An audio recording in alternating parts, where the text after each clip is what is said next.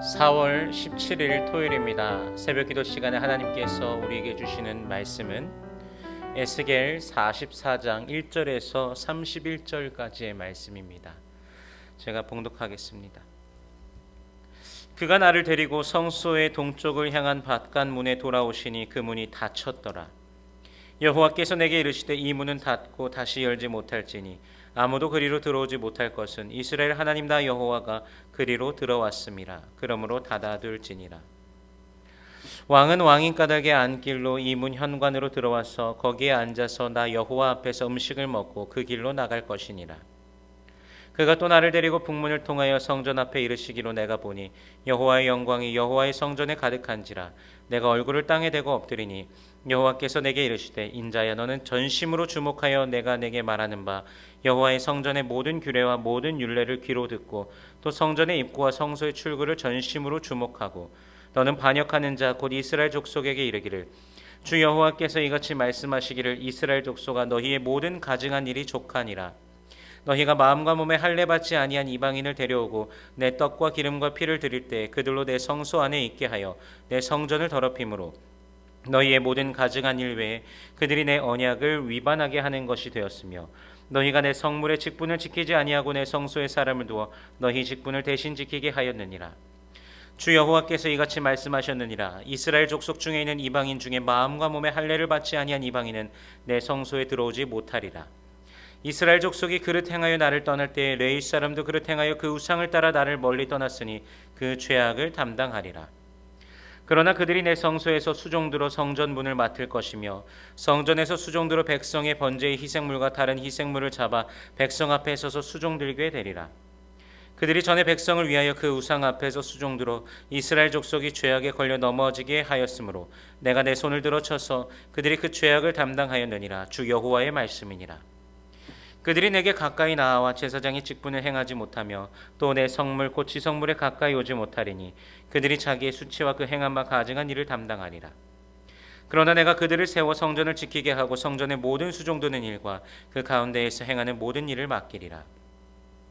이스라엘 족속이 그릇 행하여 나를 떠날 때 사독의 자손 레위 사람 제사장들은 내 성소의 직분을 지켰은즉 그들은 내게 가까이 나아와 수종을 들되 내 앞에 서서 기름과 피를 내게 드릴지니라. 주 여호와의 말씀이니라. 그들이 내 성소에 들어오면 내 상에 가까이 나와 내게 수종들어 내가 맡긴 직분을 지키되 그들이 안뜰문에 들어올 때에나 안뜰문과 성전 안에서 수종들 때에는 양털 옷을 입지 말고 가는 배 옷을 입을 것이니 가는 배 관을 머리에 쓰며 가는 배 바지를 입고 땀이 나게 하는 것으로 허리를 동이지 말 것이며 그들이 바깥들 백성에게로 나갈 때에는 수종드는 옷을 벗어 거룩한 방에 두고 다른 옷을 입을지니 이는 그 옷으로 백성을 거룩하게 할까 함이라. 그들은 또 머리털을 밀지도 말며 머리털을 길게 자라게도 말고 그 머리털을 깎기만 할 것이며 아무 제사장이듯이 안뜰에 들어갈 때에는 포도주를 마시지 말 것이며 과부나 이혼한 여인에게 장가들지 말고 오직 이스라엘 족속의 처녀나 혹시 제사장의 과부에게 장가들 것이며 내 백성에게 거룩한 것과 속된 것의 구별을 가르치며 부정한 것과 정한 것을 분별하게 할 것이며 송사하는 일을 재판하되 내 규례대로 재판할 것이며 내 모든 정한 절기에는 내 법도와 율례를 지킬 것이며 또 내 안식일을 거룩하게 하며 시체를 가까이 하여 스스로 더럽히지 못할 것이로되 부모나 자녀나 형제나 시집가지 아니한 자매를 위하여는 더럽힐 수 있으며 이런 자는 스스로 정결하게 한 후에 7일을 더 지낼 것이요 성소에서 수종들기 위해 안뜰과 성소에 들어갈 때에는 속죄제를 드릴지니라. 주 여호와의 말씀이니라. 그들에게는 기업이 있으리니 내가 곧 그 기업이라. 너희는 이스라엘 가운데에서 그들에게 산업을 주지 말라. 내가 그 산업이 됨이라. 그들은 소제와 속죄제와 속건제의 제물을 먹을지니 이스라엘 중에서 구별하여 드리는 물건을 다 그들에게 돌리며 또 각종 처음 익은 열매와 너희 모든 예물 중에 각종 거제 제물을 다 제사장에게 돌리고 너희가 또 첫 밀가루를 제사장에게 주어 그들에게 내 집에 복이 내리도록 하게 하라. 새나 가축이 저절로 죽은 것이나 찢겨서 죽은 것은 다 제사장이 먹지 말 것이니라. 아멘. 이스라엘이 망하게 된 이유가 무엇입니까? 그들의 성전이 하나님의 성전이 무너지게 된 결정적인 이유가 무엇입니까? 바로 성전 안에서 드려지는 그 예배가 부정해졌기 때문입니다. 온 이스라엘에서 잡신들을 향하여 경배하였고 심지어는 성전 안에서도 이방신들을 향하여서 경배하였습니다. 하나님의 진노는 그들로 하여금 망하게 하셨지만 하나님께서는 그분의 사랑하는 자들을 위하여 돌아오십니다. 동문을 통하여 나가셨던 그대로 동문을 통해 들어오시고 그 문을 닫게 하시되 아무도 문을 열지 못할 것입니다. 이제는 여호와께서 영원토록 거하시며 주인 되시며 왕이 되시며 통치하시는 것입니다. 그 누구도 여호와의 다스리심과 통치하심을 회방할 수 없습니다.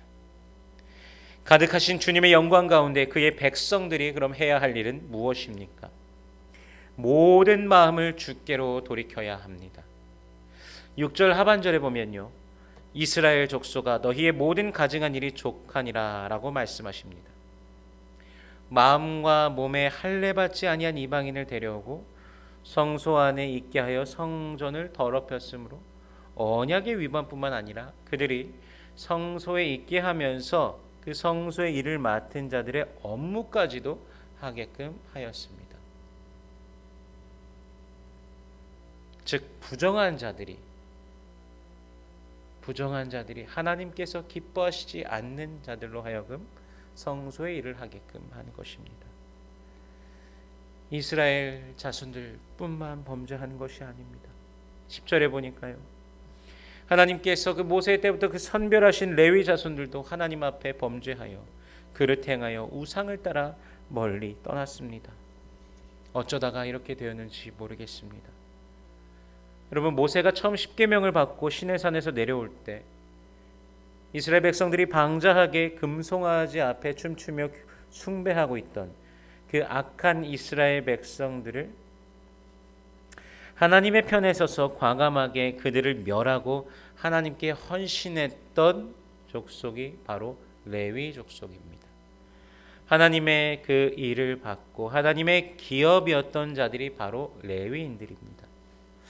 그러나 이런 아름다운 믿음과 헌신의 역사를 가진 자들이 이제는 하나님을 배신하는 자들이 되어버린 것입니다. 그러므로 이들의 직책이 바뀌게 됩니다. 제사장의 직분과 지성물을 먹을 수 있는 권리가 박탈이 됩니다.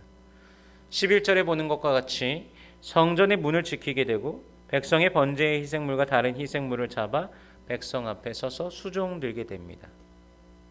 레위기의 그 말씀에 보면요, 짐승을 가져온 자가 번제물과 그 화목제물을 직접 잡고 가죽을 벗기고 각을 뜨고 내장과 정강이를 물로 씻는 일도 하지만 이제 레위인들이 그 역할을 맡게 됩니다. 13절의 말씀을 통해 보듯이 그들이 제사장의 직분을 행하지 못하고 지성물을 가까이 하지 못하게 되는 것입니다. 이 모든 것이 그들이 행했던 그 수치와 행한 바 가증한 일들 때문입니다. 사실 하나님의 그 백성 가운데서 내쳐지지 않는다는 것이 사실은 은혜입니다. 버려지는 것이 아니라 성전을 지키고 성전에서의 모든 수종드는 일과 그 가운데의 역할을 하게 되는 것입니다. 하나님의 성전 안에 그래도 거할 수 있다는 것이 사실 용서받았다는 것입니다. 그러나 그들의 신실하지 못하고 가증스러운 일을 행함은 영광스러운 직분을 박탈당함으로 이어지게 되는 것입니다. 우리도 기억해야 될 것입니다. 과거의 그 어떤 신실함들, 과거의 충성함들, 그 모든 것보다 중요한 것은 지금 내가 하나님 앞에 어떻게 있는가입니다. 나의 생각과 행함, 그리고 하나님을 향한 섬김이 과연 거룩한 산 제사로서 나를 하나님께 드리고 있는가? 우리는 분명 늘 고민하면서 주님 앞에 삶을 드리기를 갈망해야 될 것입니다. 이러한 모든 것을 위해 필요한 것이 있습니다.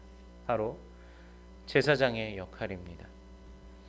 그 제사장의 특권이 사독의 자손 레위 사람들에게로 맡겨집니다. 이들은 성소의 직분을 지켰기 때문입니다.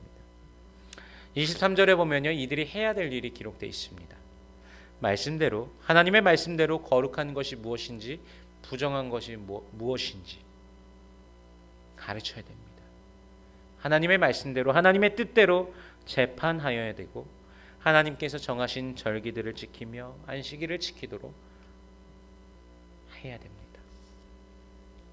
이러한 의미에서 이 코로나 바이러스라는 이 사건과 직면한 이후 많은 교회들이 그 예배의 문을 닫은 상황을 목도하며 클락스빌 지역의 많은 교회들도 뭐 새벽 예배나 수요 예배는 드려지지 않는 것이 많이 있고, 또 멀리 다른 지역에 있는 교회들도 보면은 주중에 예배만은 이제 온라인으로 하는 경우도 많이 있고, 주말에 드리는 주일 예배까지도 다 온라인으로만 하고 있다라는 그런 소식도 사실 듣기도 합니다.